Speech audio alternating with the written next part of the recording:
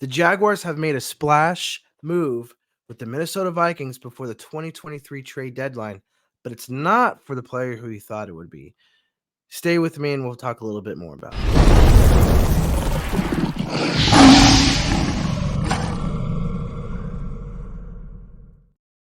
Hi, I'm Matthew G with Jaguars Fan Battle, a member of the Fan Battle Sports Network.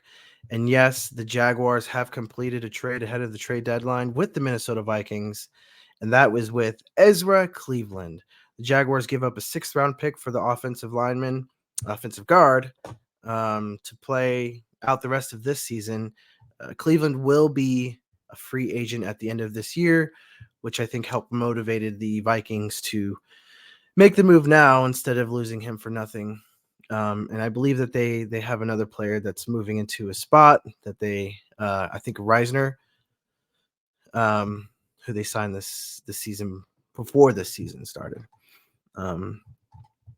Ezra Cleveland has played, I believe, 4 years coming out of Boise State. Boise State, he did play at left tackle, but moved inside when he got drafted by the Vikings.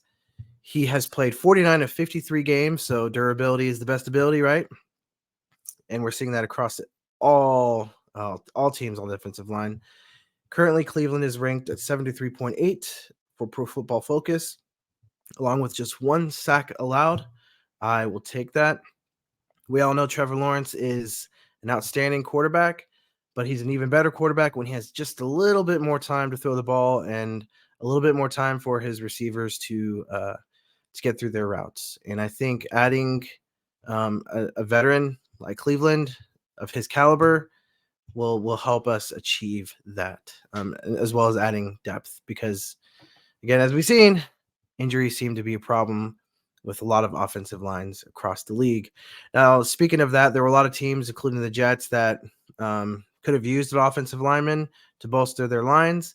I'm kind of surprised that we walked away with this trade only giving up a 6th, and there wasn't another team willing to give up more.